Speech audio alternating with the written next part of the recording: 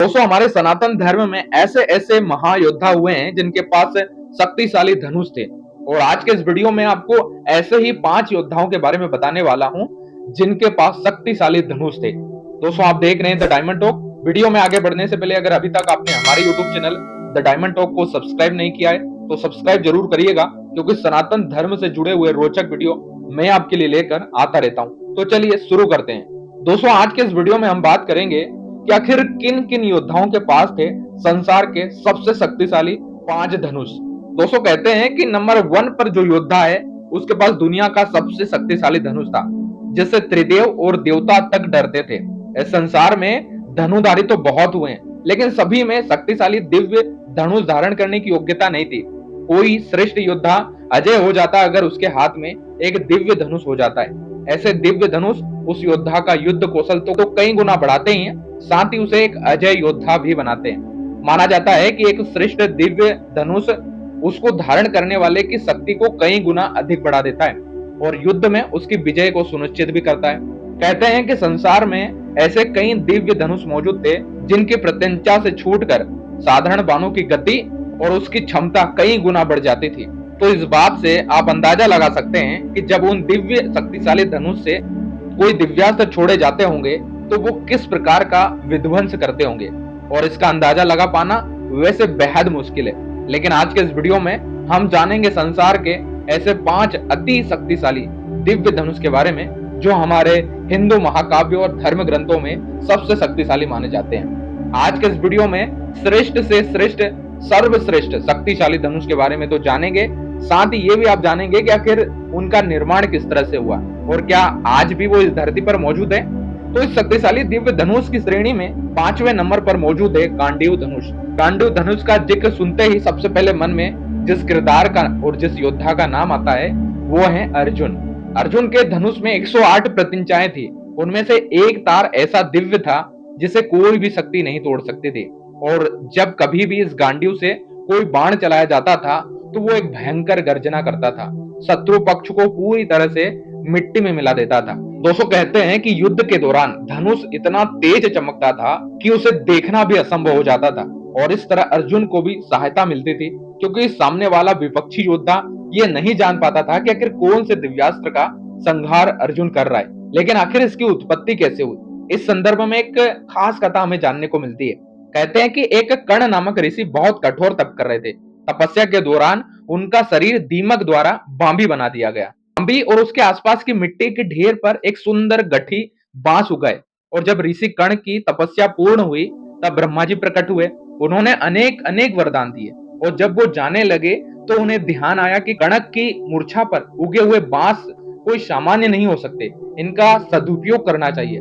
तब ब्रह्मा जी ने उन्हें काट कर विश्वकर्मा जी को दे दिया, और विश्वकर्मा जी ने उससे 3 धनुष बाणों का निर्माण किया, और उन तीनों में से एक था गांडीव धनुष। उसके बाद जब गांडीव धनुष का निर्माण हुआ तो ब्रह्मा जी ने कई हजारों वर्षों तक इन्हें अपने पास रखा ताकि वो देवताओं की रक्षा कर सके। और उसके बाद ब्रह्मा जी ने गांडीव को अपने पास हजारों वर्ष रखने के बाद अपने मानस पुत्र यानी प्रजापति दक्ष को सौंप दिया। इसके बाद इंद्रदेव ने इसको अपने पास रखा, और फिर इंद्रदेव से यह स्वयं चंद्रदेव को मिला, और इसके बाद चंद्रदेव ने इसे वरुण देव को दिया, और आखिर में वरुण देव के कहने पर अग्निदेव ने वन के समय अर्जुन को प्रदान किया। अब अर्जुन इस धनुष के बल पर पशुपास्त्र, इंद्रास्त्र और ब्रह्मास्त्र जैसे भीषण शक्तिशाली अस्त्रों का उसका आह्वान कर सकते थे, इसलिए गांडीव धनुष को बेहद ही शक्तिशाली धनुष माना जाता है। इसी श्रेणी में चौथे नंबर पर आता है विजय धनुष। कहते हैं कि भगवान शिव ने इंद्रदेव से अपने शिष्य भगवान परशुराम जी को वरदान स्वरूप यह धनुष दिलवाया था।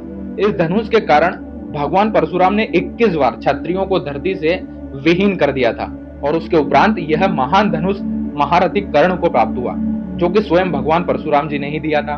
कहते हैं कि कर्ण के धनुष में ऐसी खूबियां थी जो अर्जुन के गांडीव धनुष में नहीं थी। विजय एक ऐसा धनुष था जिसे किसी भी प्रकार का अस्त्र या शस्त्र नष्ट कर ही नहीं सकता। कहते हैं कि इससे तीर छूटते ही एक भयानक ध्वनि उत्पन्न होती थी, और कहते हैं कि कर्ण का विजय धनुष मंत्रों से इस प्रकार अभिमंत्रित था कि वह जिस भी योद्धा के हाथ में होता था उस योद्धा के चारों तरफ एक सुरक्षा का अवैध घेरा बना देता था।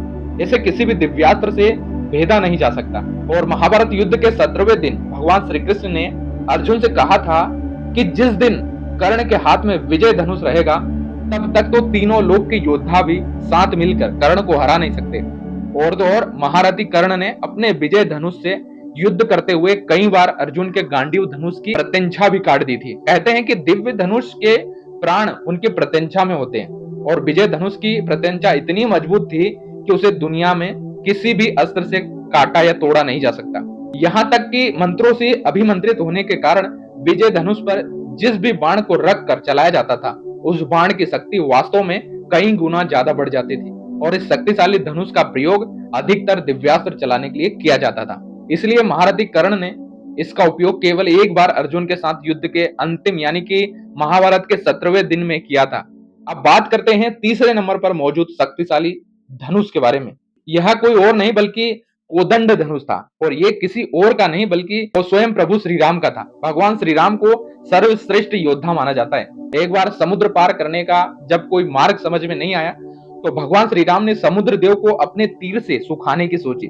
उन्होंने तरकस से अपना तीर निकाला, बाण संहार किया और इतने में समुद्र देवता यानी कि वरुण देव प्रकट हो गए और उन्होंने उनसे प्रार्थना करने लगे। श्री राम जी अपना ये तीर अपने तरकस पर वापस रखते, बाण तो चढ़ चुका था। ऐसे में स्वयं भगवान श्री राम को विपरीत दिशा पर उस तीर को छोड़ना पड़ा। कहते हैं कि आज सहारा के मरुस्थल यानी कि रेगिस्तान जो बने हुए हैं वो सिर्फ और सिर्फ उसी बाण के आघात बने हुए हैं। तक कि पराक्रमी रावण का भी स्वयं वध भगवान श्री राम ने उस कोदंड धनुष से ही किया था। श्री राम ने धनुष को लेकर यह भी कहा कि उनके पास भगवान विष्णु का सारंग धनुष भी था जो उन्हें स्वयं परशुराम जी ने दिया था।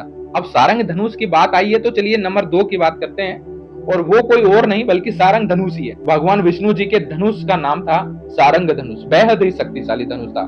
देवताओं के अस्त्र और शस्त्रों के निर्माता विश्वकर्मा जी द्वारा इस सारंग धनुष को तैयार किया गया था। यह दिव्य धनुष भगवान विष्णु जी को अत्यंत प्रिय भी था। ये धनुष धीरे धीरे ऋषि मुनियों तक पहुंचा, उसके बाद ये परशुराम जी को प्राप्त हुआ और द्वापर युग में आते आते भगवान विष्णु के ही अवतार यानी भगवान श्री कृष्ण को स्वयं परशुराम जी द्वारा दिया गया। इससे उनके जीवन का उद्देश्य भी बदला था।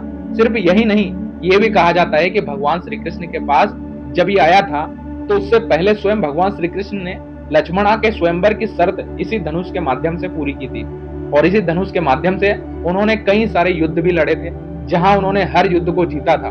लेकिन अब बात करते हैं नंबर 1 पर मौजूद सबसे शक्तिशाली धनुष। ये कोई और नहीं बल्कि पिनाक धनुष था और इससे चलाने वाला योद्धा कोई और नहीं बल्कि स्वयं देवों के देव महादेव थे। कहते हैं कि भगवान शिव के लिए निर्मित धनुष स्वयं सर्वश्रेष्ठ धनुष में से एक था। दोस्तों इस धनुष को कई नामों से जाना जाता है। पुराणों में इसे शिव धनुष या त्याग धनुष कहा जाता है और महाभारत और रामायण और अन्य ग्रंथों में इसे पिनाक धनुष के नाम से जाना जाता है। संपूर्ण अस्त्र शस्त्र और धनुर्विद्या के निर्माता कोई और नहीं बल्कि महादेव ही हैं और धनुष को धारण करने के कारण ही महादेव पिनाकधारी भी कहे जाते हैं। यह धनुष संसार का सर्वश्रेष्ठ सबसे शक्तिशाली धनुष था। वाल्मीकि रामायण के अनुसार पिनाक धनुष का कोई उपयोग सृष्टि विनाश या प्रलय के लिए ही किया जाता है। भगवान शिव जी का यह मूल धनुष था और इस धनुष को वो सदैव अपने ही साथ रखते थे। पिनाक धनुष से भगवान महादेव ने कई सारे दैत्य और राक्षसों का वध किया था। कहते हैं कि उन्होंने इसी धनुष से सर्वप्रथम पशुपास्त्र अस्त्र का संहार कर त्रिपुरासुर का अंत किया था। हालांकि भगवान शिव को अपने शत्रु को पराजित करने के लिए किसी भी धनुष की वैसे आवश्यकता नहीं, परंतु देवों के देव महादेव का यह पिनाक धनुष आज तक संसार का सबसे शक्तिशाली धनुष माना जाता है। अगर धर्म ग्रंथों की माने तो कहा जाता है कि यह धनुष सबसे पहले भगवान शिव जी ने रावण को दिया था। रावण ने स्वयं परशुराम जी को दिया था क्योंकि परशुराम जी ने रावण को सहस्त्र मुख के चंगुल से छुड़ाया था और फिर परशुराम जी ने इसे राजा जनक को दिया था। राजा जनक की सभा में श्री राम ने इसे तोड़ दिया था, वो भी सीता स्वयंवर के दौरान। लेकिन वहीं दूसरी तरफ ये भी कहा जाता है कि दूसरे आयामों में भगवान शिव के पास अभी भी ये धनुष मौजूद है। इनमें से कौन सा धनुष आपको सर्वश्रेष्ठ लगता है कमेंट बॉक्स में जाकर जरूर बताइए। और अगर आपको ये वीडियो पसंद आया हो तो वीडियो को लाइक करके हमारे चैनल को सब्सक्राइब जरूर करिएगा और इस वीडियो को जितना हो सके ज्यादा से ज्यादा शेयर जरूर करिएगा।